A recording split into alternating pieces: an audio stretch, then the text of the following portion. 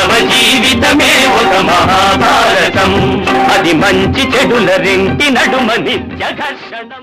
100 మంది దండాలు పెట్టే భక్తులు ఉంటారు, పద్యం చెప్పేవాడు ఒకడు ఉంటాడండి. ఆ చిత్తశుద్ధి ఉండాలి మనకు. దేవుడు దిగొస్తాడు మన దగ్గరికి. లేవో కూర్చొన రత్నపీఠ శతముల్ శ్రీ వెంకటేశ ప్రభు, ఏ వేళన్ గజముల్ కుచేలురు ధ్రువుల్ కృష్ణల్ నినున్ బిల్తురో. ఎంత దయ్యా నీకు మా మీద. లేవో కూర్చొన రత్నపీఠ శతముల్ శ్రీ వెంకటేశ ప్రభు, ఏ వేళన్ గజముల్ కుచేలురు ధ్రువుల్ కృష్ణల్ నినున్ బిల్తురో. రావాయంసని ఏ వేళన్ గజముల్ కుచేలురు ధ్రువుల్ కృష్ణల్ నినున్ బిల్తురో. రావాయంసని పరువులెత్తుటకు చక్రంబూని నిల్చుంటివో, పరువులెత్తుటకు చక్రంబూని నిల్చుంటివో. నీవే మాకిక దిక్కు మాయిక జగన్నిర్మాణ ధర్మప్రియ, నీవే మాకిక దిక్కు మాయిక జగన్నిర్మాణ ధర్మప్రియ. లేవో కూర్చొన రత్నపీఠ శతముల్ శ్రీ వెంకటేశ ప్రభు. ఇలాంటి భావాలతో మన గదిలో కూర్చొని మాట్లాడితే భగవద్ దర్శనం మనకు కావట్లేదండి. ఓహో కోటి మందిలో పడి కొట్టుకుపోవాలా, ముక్కోటి ఇంకోటి అంటున్నాం. ఈ ఆత్రం పోయి మనకి భగవంతుడి దయకి పాత్రం కావాలి. మన భావన ద్వారా, మన జ్ఞానం ద్వారా. నువ్వు ఎక్కడ స్మరిస్తే నేను ఎక్కడ ఉంటానరా అంటే, లేదు నువ్వు అక్కడే ఉండు నేను వస్తా అండమును. అందరికంటే పోటీ పడ్డం పోనీ ఆ వెళ్ళడం పోనీ నడిచెళ్ళే భక్తుడు కాదు. ఈ మార్పులు రావాలంటే చిత్తశుద్ధి పెరగాలి, జ్ఞానం పెరగాలి. హంగులు ఆర్భాటాలు బ్రాకులు అమ్మేసుకోవడానికి కాదు. ఆ స్థితి పెరగడం కోసమే ఏదైనా జ్ఞాన ప్రవచనం జరగాలి.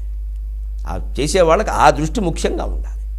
ఒక నిరాడంబరత, ఒక శీలం, ఒక సత్ప్రవర్తన, ఒక సామాన్య స్థితిని పెంచాలి మనం, మాన్య స్థితిని కాదు. అందరం సామాన్యులమే భగవంతుడి దగ్గర.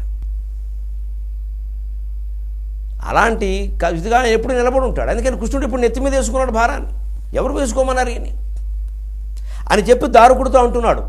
నాలో సగం అర్జునుడు ఈ నాలమునందతనిక గుట అరుది, ఎమ్మై వ్రాలేదనో రిపులెట్టులుకు లెదరో చూడు నాకు కురుబలమెదురే. చూడండి, తన పూజ తాను చేశాడు అర్జునుడు శివుడికి. అక్కడ కూర్చోవడం వల్ల కృష్ణుడినే శివుడిగా భావించి ఓ నవ్వు నవ్వుకుని ఆయన్నే అర్చించాడు. అంతేకాని కృష్ణుడికి పూజ చేయాలని అనుకోలేదు.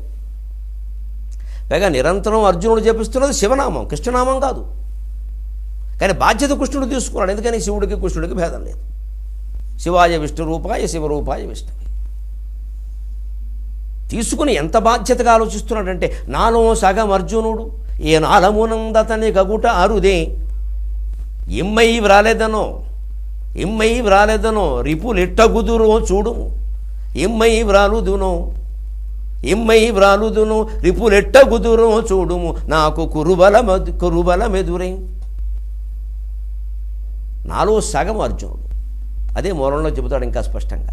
యస్తం ద్వేష్టి సమాం ద్వేష్టి యస్తం జాను సమామను ఇది సంకల్ప్యతాం బుద్ధ్యా శరీరార్థం మమార్జున.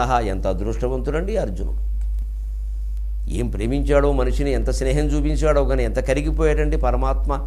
హిమాలయ పర్వతం లాంటి వాడు కరిగి కరిగి కరిగి మంచునీటి బొట్టే అర్జునుడు గుండెల్ని తడిపేశాడు.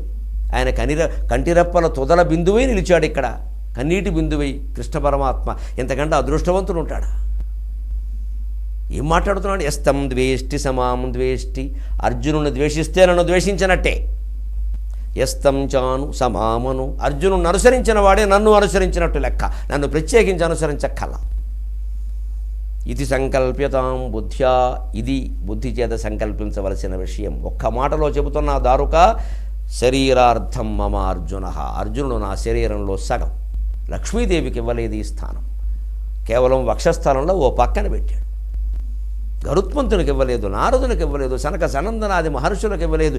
ఏమో అదృష్టవంతునండి అర్జునుడు. తను హృద్భాషల సఖ్యమున్ శ్రవణమున్ దాసత్వమున్ వందనార్చనముల్ సేవయున్ ఆత్మలో నెరుకయున్ సంకీర్తనల్ చింతనంబు అనునీ 9 భక్తి మార్గముల సర్వాత్మున్ హరిన్నమ్మి సజ్జనుడయ్యుండుట భద్రమంతు జలతున్ సత్యంబు దైత్యోత్తమ అని ప్రహ్లాదుడు చెప్పినట్టుగా ఆ సఖ్యం, స్నేహభావమే పరమాత్మనెంత కరిగిస్తే ప్రేమ, భక్తి, శరణాగతి ఎంత కరిగిస్తాయండి.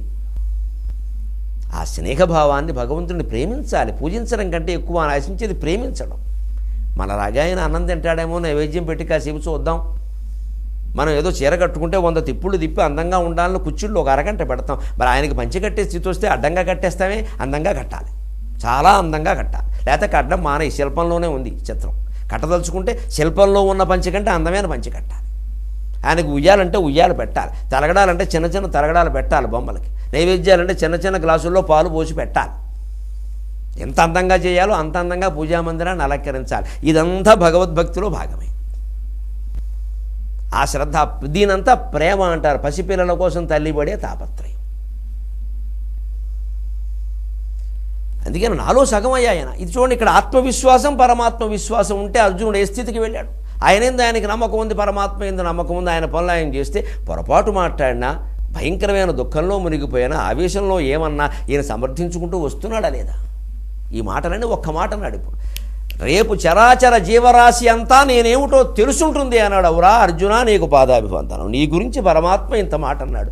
మా జీవితాల్లో మా గురించి ఎప్పుడైనా ఒక్క మాట అంటే మేము ధన్యమైపోమా? ఎంత గొప్పవాడువయ్యా, నీ గురించి మాట్లాడి ఇవాళ నేను ధన్యుణ్ణయ్యా అని. అర్జున, నీకు పాదాభివందనం. నేనేమిటో చరాచర జీవరాశికి రేపు చూపిస్తానన్నాడు. అంటే పరమాత్మ ఏ సంకల్పానికి వచ్చాడంటే, ఇప్పుడు స్పష్టంగా మూలంలో ఉన్న విషయం చెబుతున్నానండి. సర్వ సైన్యంతో సహా వెళ్ళి యుద్ధం చేయడానికి సిద్ధపడుతున్నాడు అర్జునుడి కోసం. మహిమ చూపిస్తాడు అనుకోకండి, పొరపాటు మాట అది. శ్రీకృష్ణుడు మహిమని ప్రదర్శించింది అత్యవసర పరిస్థితిలో మాత్రమే. శ్రీరాముడైతే అది కూడా లేదు. ఆయన విపత్కర పరిస్థితిలో ఎప్పుడో ప్రదర్శించాడేమో కానీ ఈయన అత్యవసర పరిస్థితి. అంతవరకు చాలా మామూలుగానే నేను యుద్ధానికి దిగుతాను అవసరమైతే. సర్వ సైన్యాలు సిద్ధం చేసేద్దాం, ఏం పర్వాలేదు. రేపు నేను చూపిస్తానేనంటే ఎవడు సైంధవుడొక్కడేలా అని చావగపోరగనుండు నెత్తురెట్లు. సైంధవుడొక్కడేలా వినుదారుక. ఇప్పుడు అర్జునుడిని మించిన భయంకరమైన ఆవేశంలో మాట్లాడుతున్నాడు పరమాత్మ. కౌరవులకి మూడింది. అఖిలాండ కోటి బ్రహ్మాండ నాయకుడు ముందు వీళ్ళెవరండి? అప్పడాలు అయిపోతారు ఖాయం. ఆయన పద్యం వినండి. సైంధవుడొక్కడేలా అని చావగను పోరగను నెత్తురెట్లు. గర్వంధుడు కౌరవేశ్వరుడు ఆతని తమ్ములు ఎల్ల మిత్రులను. ఎంతకాలం సాగుతుంది యుద్ధం? భీష్ముడిని తట్టుకున్నాం, ద్రోణుడిని తట్టుకున్నాం, బాలుణ్ణి అన్యాయంగా చంపేస్తారా? నా సుభద్ర దుఃఖాన్ని నేను చూడలేకపోతున్నాను. నా భక్తుడు అర్జునుడు దుఃఖాన్ని నేను చూడలేకపోతున్నాను. రేపు ఈ కౌరవ సైన్యం సంగతి 5 నిమిషాల్లో తేల్చి పారేస్తా. సైంధవుడొక్కడేలా అని చావగ పోరకనెత్తురెట్లు. అని చావక పోరకనెత్తురెట్లు. గర్వంధుడు కౌరవేశ్వరుడు అతని తమ్ములు ఎల్ల మిత్రులు బంధులు తోడు వచ్చిన నృపాలురు. పాండవ కీర్తి సర్వదిక్సింధురదంత ఖండములో చెందగజేయుటకు ఏను పూనగన్. ఇది శ్రీకృష్ణుని పాంచజన్య శంఖారాము. పాంచజన్య శంఖము ప్రపంచ ధార్మికాంకము. ఆదిదేవుడు అర్తావనుడు రణాంగణంబున. పాంచజన్య శంఖము ప్రపంచ ధార్మికాంకము. ఆదిదేవుడు అర్తావనుడు రణాంగణంబున. ఆ పాంచజన్య శంఖ ధ్వనులు 23:30 గంటల్లో మీరు విందురు కానీ. సెలవు. మీ అభిప్రాయాలను సూచనలను మాకు తెలియజేయాల్సిన చిరునామా భక్తి TV, care of Rachana television private limited, road number 92, Jubilee hills, Hyderabad 5,96,000. మా ఇమెయిల్ ఐడి bhaktihyd@gmail.com. మా వెబ్సైట్ www.bhaktitv.org. Phone number 901012223333.